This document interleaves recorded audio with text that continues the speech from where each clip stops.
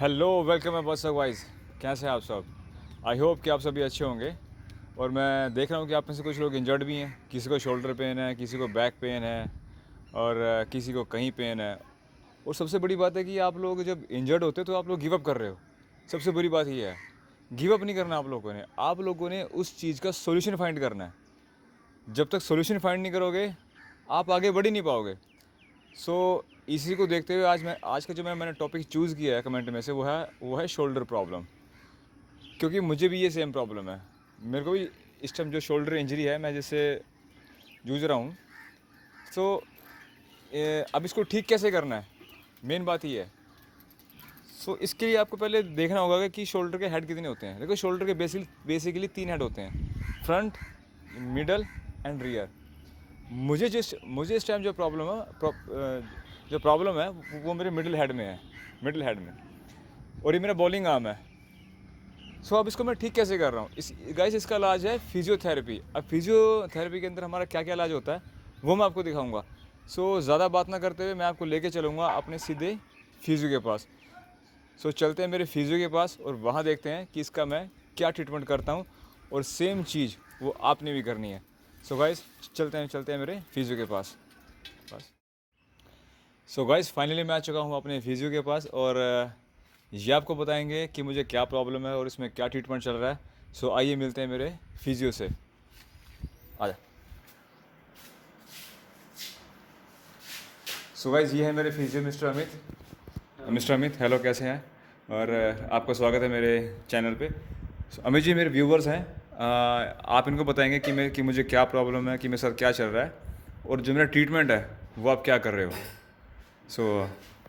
इसके बारे में Hello everybody, myself Dr. Amit, consultant physiotherapist. I have worked for 1 year in Max Hospital Mohali. इतना काट लो फिर देखते हैं।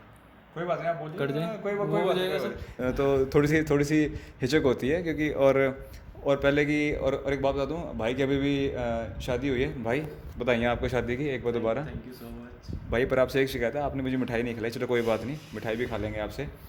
मुझे क्या प्रॉब्लम है वो ये आपको बताएंगे। जो भी मशीनें जो मैं आपको बताएंगे तो वो ये बताएंगे। सौमी जी, आप बताइए इनको ज़रा। आ जा रखी। अमित हाँ, मिस्टर अमित। हाँ, इनका नाम है mister Amit. this machine is called SWD, short wave diathermy, and this machine is basically used for blood flow increase in blood flow, है ना? ये काटना पड़ेगा थोड़ा सा। अमित जी, एक्चुअली जो मेरे व्यूवर हैं वो हिंदी में है। प्लीज़ आप ज़रा हिंदी में बताइए इनको, ताकि हर कोई बंदा इसको समझ सके। ये मशीन होती है हीट के लिए। हीट के लिए जो मुझे लगती है, यस यस। जो अभी लगाई है आपने। मैं आपको दिखा दूंगा। वो मुझे एक क्लिप है, मैंने ली हुई है, वो मैं आपको दिखा दूंगा बीच में, जो मुझे हीटिंग पैड दी। अमित जी, बेसिकली ये करती क्या है? मतलब वो हीट जो होती है वो होती है जो कि वो किस तरह की होती है? ये हीट है जो इलेक्ट्रोमैग्नेटिक वेव्स बेस्ड हीट होती है। And Okay. इसमें क्या होता है कि जैसे पेशेंट को ऐसे एक्सपोज करो काफ़ी टाइम से, पेशेंट पे किसी पेन में है, तो ये एक पेशेंट का जैसे किसी पार्ट पे काफ़ी टाइम से अगर पेशेंट पेन फील कर रहा है तो वहाँ पे एक मेटाबोलाइट्स इकट्ठे हो जाते हैं, Okay. Which are cancer causing agent, which are pain causing agents, sorry. Okay. And this will increase the blood flow in that area, and उस ब्लड फ्लो इंक्रीज़ होने के साथ साथ हमारे जो मेटाबोलाइट्स है और वेस्ट प्रोडक्ट है जो पेन कोज करते हैं वो सब वॉश आउट हो जाते हैं और पेशेंट इंस्टेंटली पेन रिलीफ करता है। कहने का मतलब है कि अगर कोई बंदा काफ़ी टाइम से इंजर्ड है तो उसके वो जो एरिया में वो जो इकट्ठा होता है एरिया, तो ये उसको निकाल के उसको वेस्ट आउट कर देता है और उसको हील करता है। और जैसे वहाँ पे जो मैं बात कर रहा हूँ मेटाबोलाइट्स इकट्ठे होते हैं, वो ये कारण होते हैं कि मसल्स में हमारी स्टिफनेस आनी शुरू हो जाती है, पेन होता है, और वो सारी मतलब धीरे धीरे कई पेशेंट्स में तो क्या होता है कि पेशेंट शोल्डर को ही उठाना बंद कर देता है, तो वहाँ पे शोल्डर जाम होने के चांसेस होते हैं। ओके। एक मशीन है जो कि मुझे एक और लगाते हैं, उसका नाम है वो ये बताएंगे आपको। अमित जी ज़रा बताइए इनको। ये है अल्ट्रासोनिक थेरेपी। Ultrasonic therapy. हाँ जी, हाँ जी। ओके। तो इसमें क्या होता है कि हमारा एक मैकेनिकल इफेक्ट होता है अल्ट्रासोनिक थेरेपी में। सपोज करो जैसे मेडिसिन तो हम खाते हैं तो उसमें हमारे कुछ केमिकल रिलीज होते हैं, तो वो एक पेशेंट के पेन को रिलीव करते हैं उस जगह पे जाके, एक पेन गेट मैकेनिज्म की तरह।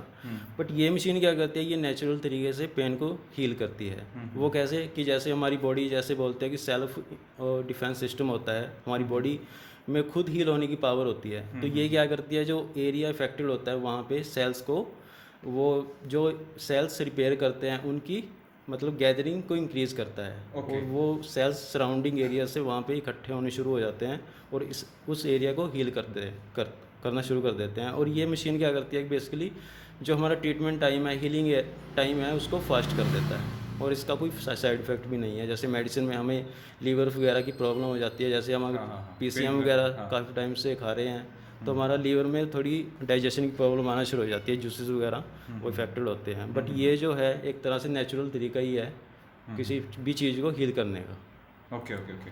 सो गाइज, ये जो ट्रीटमेंट अमित जी ने बताया है, ये ट्रीटमेंट मैं ले रहा हूँ और ये मैं दिखा दूँगा आपको।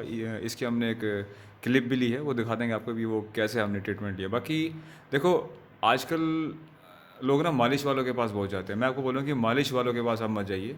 मैं भी जा सकता था, और वो सिर्फ डैमेज ही करेंगे, हील नहीं करेंगे। हील होंगे आप सिर्फ फिजियोथेरेपी से। तो अमित जी, इसके बारे में आप क्या बोलना चाहेंगे कि लोग आजकल जैसे मालिश वालों के पास जाते हैं, तो लेकिन अब एक अवेयरनेस आ रही है थेरेपी को लेके, इसके बारे में आप क्या बोलना चाहोगे? एक्चुअली ये थोड़ा सा एक तरह से इसमें टाइम कंज्यूमिंग है फिजियोथेरेपी, थोड़ा सा ये है, और थोड़ा सा एक पैसे वो एक मनी का थोड़ा सा आपको अरेंजमेंट करना पड़ता है। लेकिन ये क्या है, आपके लिए एक लाइफ लॉन्ग एक ट्रीटमेंट बन जाता है कि आप मतलब नेचुरल तरीके से अपनी बॉडी को हील कर रहे हो। सपोज करो अगर हम मालिश वाले के पास जाते हैं, तो वो जैसे अगर सपोज करो हमारा कोई लिगामेंट सपोज टियर हो गया, या कुछ उसमें लैक्सिटी आ गई, या मसल्स हमारी टोन, वो लिगामेंट मसल्स में स्ट्रेन आ गया, तो मालिश वाले उसको बढ़ाते ही हैं, क्योंकि वो ठीक नहीं होगा। वो उसको ज़्यादा मतलब खींचेंगे या झटका वगैरह मारेंगे तो वो दोबारा ख़राब ही होगा। खींचेंगे और टक की आवाज़, टक की आवाज़, वो टक की आवाज़। आपने देखा होगा कि किसी भी अगर आप मालिश वाले के पास जाओगे, एक बंदा वहाँ से खींचेगा, यहाँ से खींचेगा, और जब तक टक बोलने की आवाज़ नहीं आती, हाँ भाई अब ठीक है, तो वो उसको खींचते रहते हैं। हाँ, वो खींचते हैं, वो उसको और डैमेज करेंगे, उसको और डैमेज। सो गाइस, इलाज यही है इसका, फिजियोथेरेपी। सो मैं वीडियो कुछ को ज़्यादा लंबा नहीं करूँगा, क्योंकि अभी एक बात और इसमें ऐड करना चाहता हूँ कि आपने फिजियोथेरेपिस्ट भी कई तरह के होते हैं। आजकल बहुत से लोग एक 2 साल का डिप्लोमा लेके बैठ जाते हैं, या वो मशीनें रख के बैठ जाते हैं। तो उनसे हमें अवेयर रहना है, क्योंकि वो लोग क्या करते हैं, जो एक्चुअल फिजियोथेरेपिस्ट है, जो एक तरह से MBBS के इक्विवेलेंट ही है, जो उसमें सारे सब्जेक्ट ऑर्थो का पूरा मतलब वो कोर्सेज होता है इसमें, तो वो उसके मतलब उसको क्रेडिबिलिटी को कम कर देते हैं। अब सपोज करो पेशेंट पहले किसी डिप्लोमा होल्डर या किसी मालिश वाले के पास चला जाता है, तो वो फिर सोचता है फिजियोथेरेपिस्ट के पास आने में, जो एक्चुअल उसको ट्रीट कर सकता है। तो वो एक तरह से ड्रॉबैक है। तो आप मतलब पहले ये इंश्योर कीजिए कि जो फिजियोथेरेपिस्ट है वो प्रॉपर एक डिग्री होल्डर होना चाहिए अच्छे इंस्टीट्यूट से। हाँ, अब क्या है कि ना, इसमें भी आजकल लोग झोला छाप काफ़ी एंट्री कर रहे हैं। वो 2 मशीनें लेके बैठ जाते हैं और लोगों को लगता है कि ये फिजियोथेरेपिस्ट है। दैट्स ए झोला छाप। इसका भी आपने ख्याल रखना और अपने आप को बचाना है इन सब चीज़ों से। सो गाइस, वीडियो को जो ज़्यादा लंबा ना करते हैं हम। हाँ जी, आप कुछ बोलना चाहेंगे? हाँ, मैं ये कुछ बोलना चाह रहा था कि जो हमारी मेन मशीनें होती हैं, SWD होगी, टेंस हो गया, अल्ट्रासोनिक थेरेपी होगी, IFT होगी और ट्रैक्शन होगी।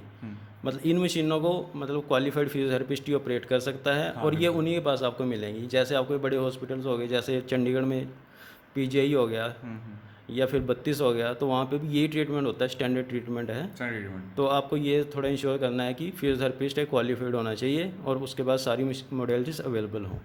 बिल्कुल। सो गाइस, अब मुझे नहीं लगता कि आपको ये गिव अप करना चाहिए। आप थेरेपिस्ट के पास जाओ, आप रिकवर होगे जल्दी, बिल्कुल रिकवर होगे।